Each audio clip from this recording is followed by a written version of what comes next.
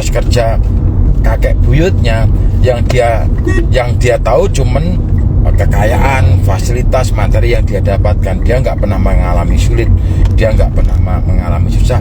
Apalagi orang tuanya nggak pernah memberikan edukasi, tidak pernah membuka literasi sejarah, nggak pernah melihat kedalaman, cuma melihat permukaan. Ya udah, akhirnya anaknya kan tumbuh menjadi anak yang pemalas, nggak mau belajar, nggak mau kreatif, nggak mau produktif. Bukan bagaimana cara menghasilkan uang, yang terjadi dia terus mengamburkan uang. Ya mau sekaya apapun, sebanyak apapun warisan, pasti lambat laun akan hancur, karena pengeluaran dengan pemasukan udah nggak seimbang. Itu terjadi kalau di konteks kerajaan dulu yang ada ya kecemburuan sosial, karena di era-era dinasti kerajaan dulu kan istrinya kan bukan cuma satu, ada istri selir, ada istri permaisuri, ada putra mahkota dan lain sebagainya. Kalau putra mahkota nggak ada yang laki-laki, nah itu kan nanti tiba ke selir. Ya kalau kita udah bicara kekuasaan, bicara keserakahan, ya itu kan hukum cerita panggung sandiwara di dunia itu kan sebenarnya cuma 3 ya. Harta, tahta, wanita. Yang beda itu cuma casing kemasannya aja, teman-teman. Tapi kita udah dibikin kalang kabut lah kalau udah bicara harta, tahta, wanita. Cuman konsepnya aja, kemasannya aja yang beda-beda. Sebenarnya nggak pernah keluar dari itu. Tapi itu tadi kan. Tapi kalau orang itu nggak mau membaca literatur sejarah, nggak mau berpikir, nggak mau kontemplasi, cuman maunya yang enak, ya bisa pragmatis. Di situ kan ada tipe-tipe orang yang realis pragmatis, ada orang pragmatis, ada orang idealis, ada orang new pragmatis gitu kan. Jadi apa ya, itu cuma penyebutan dari bagaimana orang itu bersikap, bagaimana orang itu mengambil keputusan, kan membentuk pola-pola itu, teman-teman. Tapi sebenarnya kan kalau menurut saya itu kan tergantung tupoksinya, tergantung konteksnya, tergantung momentumnya, tergantung timingnya. Makanya kan kita mesti harus paham berbagai macam cara berpikir, sudut pandang tadi. Jadi nggak bisa cara satu dipakai untuk menyelesaikan cara yang lainnya. Misalnya gini, kalau bingung cara kita makan buah durian, itu nggak bisa disamakan bagaimana cara kita makan buah jeruk. Cara makan kita buah jeruk nggak bisa disamakan dengan cara makan kita buah kedondong. Cara makan buah kedondong nggak bisa disamakan dengan cara makan buah mangga. Cara makan buah mangga, teknik mengupasnya nggak bisa disamakan dengan cara makan buah nanas. Kan beda-beda kan.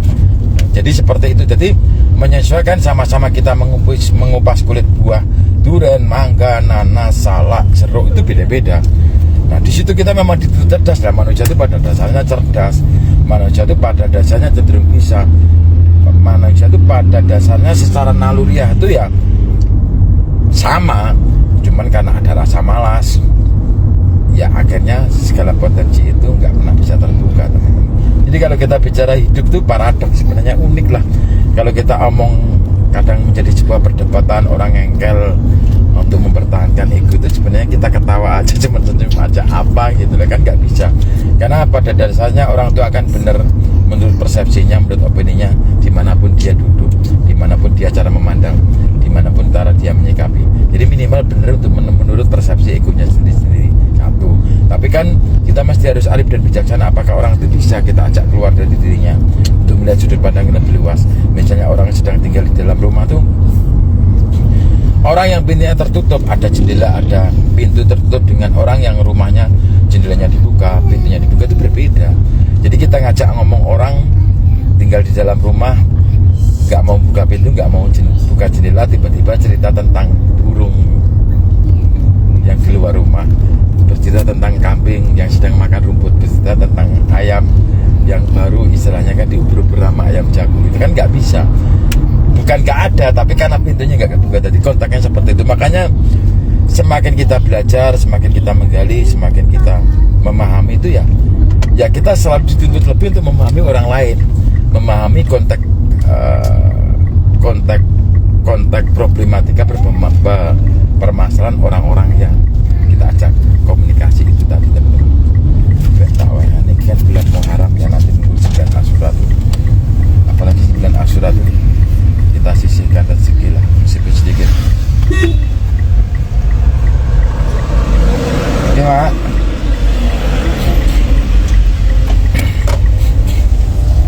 Jadi bulan 9 Asyura, tanggal Asyura besok itu kan, kalau punya rezeki saya harapkan teman-teman seikhlasnya nanti dibagikan lah.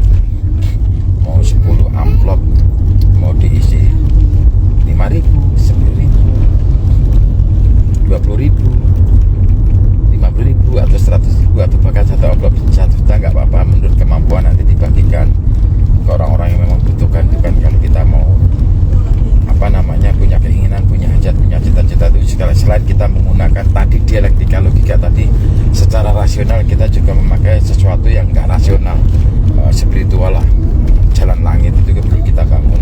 Makanya kita butuh sholat hajat, kita butuh puasa, kita butuh sholat duha, kita butuh bangun tengah malam, kita butuh mandi kembang, kita butuh hukum dikali dan sebagainya. Itu kan sebenarnya salah satu jalan-jalan internasional ya ketika Allah sudah kebabatkan, dan itu nggak bisa kita hakim menurut persepsi cara sudut pandang kita ketika kita nggak sedang mengalami problem publik yang terjadi dalam kehidupan. Nggak bisa, nggak ketemu teman-teman. Kalau orang itu kita salahkan, pasti dia akan membeli argumentasi alasannya udah hukum pasti. Karena kan logika cara kerja berpikir kan simpel. Jika dari contoh sharing dari teman-teman 1, 2, 3 ini yang masih konsisten ngikutin jalan saya yang udah sampai rumah itu kan, segala sesuatu itu kalau bagi kita penting, kita akan menemukan jawaban. Segala sesuatu apapun itu yang termasuk obrolan kita, bos ngalor itu gak karekoran ini kan, temanya random ini kan, kalau bagi kita nggak penting ya kita akan cuma menemukan alasan, memutuskan cara berpikirnya cuma segitu dong. Sama ketika kita menjelaskan kepada orang lain, orang itu kan cuma adanya 2, seneng sama nggak seneng, suka sama nggak suka. Kalau kita percuma kita menjelaskan sama orang-orang yang seneng ataupun orang-orang yang nggak seneng. Kalau orang-orang yang udah seneng cocok sama kita tuh nggak perlu kita kasih penjelasan, mereka nggak ada masalah, pasti setuju pro sama kita. Tetapi sebaliknya orang-orang yang nggak seneng sama kita mau kita jelasin juga ya nggak akan paham, nggak akan dong.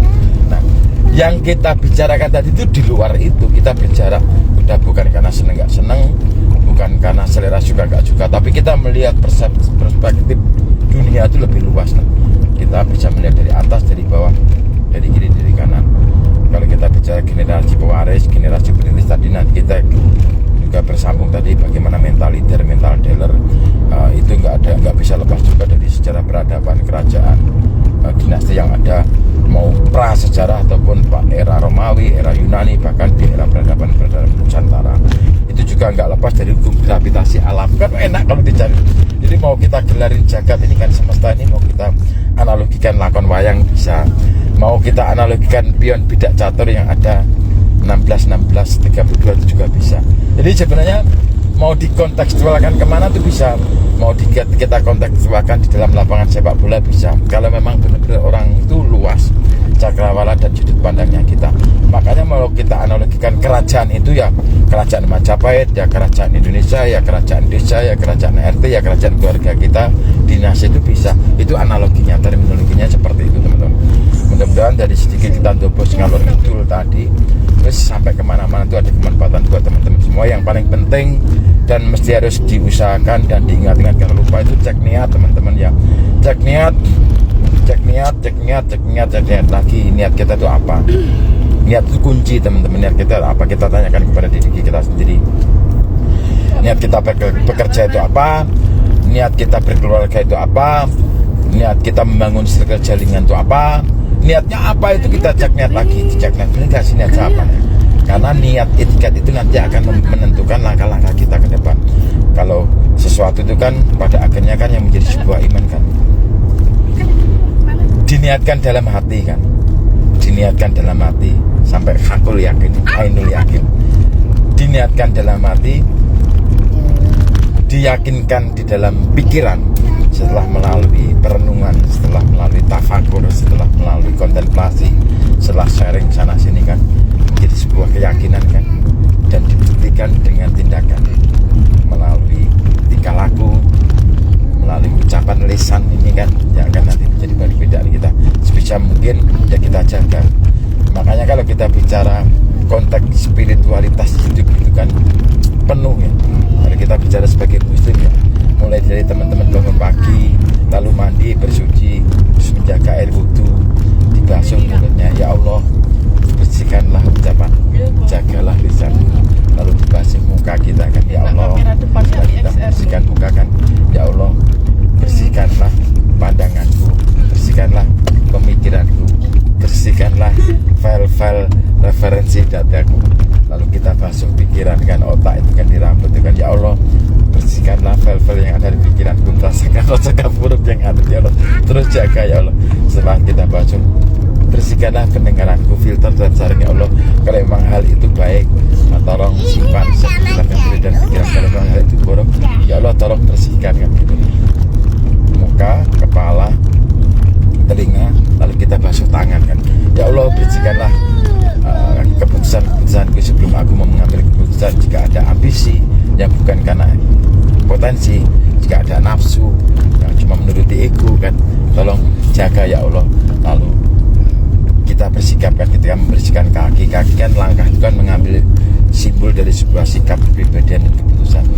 Nah di situ syahadat salawat kan, ya Allah kita terus menjalani ritual sholat subuh, lalu kemudian sarapan bersama dengan anak-anak, minum kopi, berangkat kerja.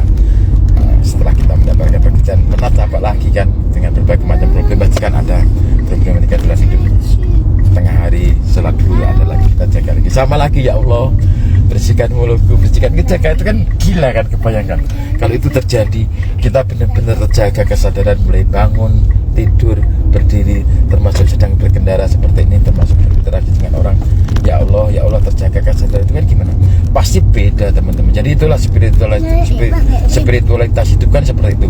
Ketika kita baca Bismillahirrahmanirrahim, ya Allah Engkau yang Maha Rahman, Engkau yang Maha Rahim, meliputi semesta alam, meliputi seluruh isi langit dan bumi gitu kan gila kan. Alhamdulillahirabbil alamin, segala pujiannya bagi Allah, ya Allah yang menguasai langit, yang menguasai bumi, yang menguasai bintang, yang menguasai galaksi. Coba kalau terjadi dialektika itu kan gila itu kan. Wah, kamu bisa 1 jam baca surat Al-Fatihah itu kan, ingat menghujam ke perut bumi, menghujam ke langit sampai ke pintu 7 sana itu. Jadi kan memang setelah kita bisa berdialektika, setelah kita bisa komunikasi, setelah kita bisa menjaga lisan, menjaga hati dengan berprasangka baik, tadi kan kita berdialektika terus kan, oh iya ya, kenapa hari ini tadi aku ketemu orang tuh ngomongnya kok enak, pripun mas, pinarak monggo mriki, pun wujud napa dereng pak, kok ketoke awan-awan kok diretep tapi redeng lagi, tak ngombe kopi sih ya.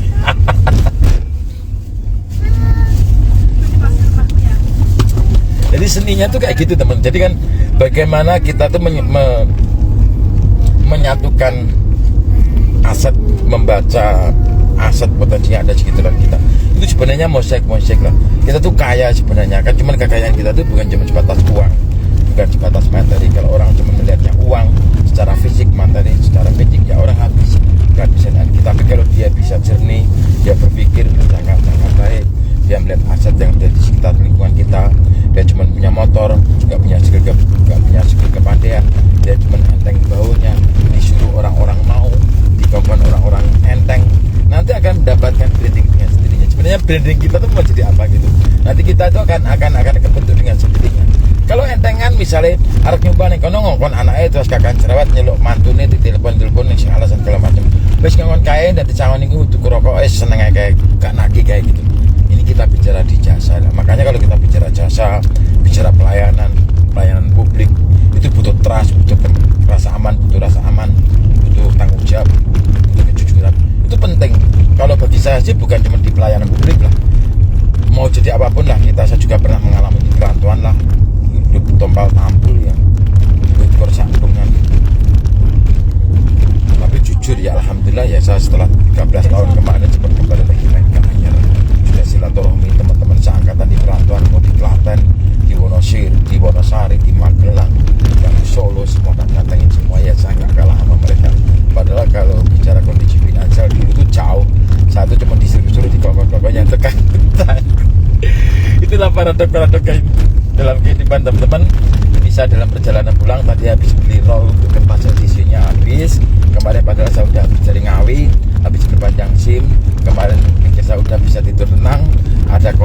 kasus kemarin Inun transaksi nih, transaksi ATM Mandirinya nyangkut. Nah, akhirnya saya harus ngurusin kemarin ke Bank Mandiri. Nah, ini kakak Aisnya nih. Ini anak-anak ini kan nggak mau kuliah. Anak-anak satu suruh kuliah nggak mau, bapaknya jahat, kita nggak mau modal. Tapi karena saya itu selalu menanamkan leader itu kan, akhirnya ya udah saya bebasin. Tapi tetap ilmu itu penting teman-teman. Di rumah udah kuliah payah.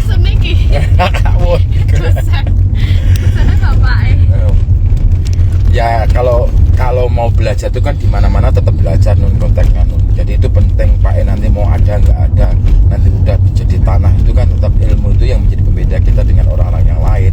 Makanya jangan takut belajar, jangan bosan belajar, jangan malas salah.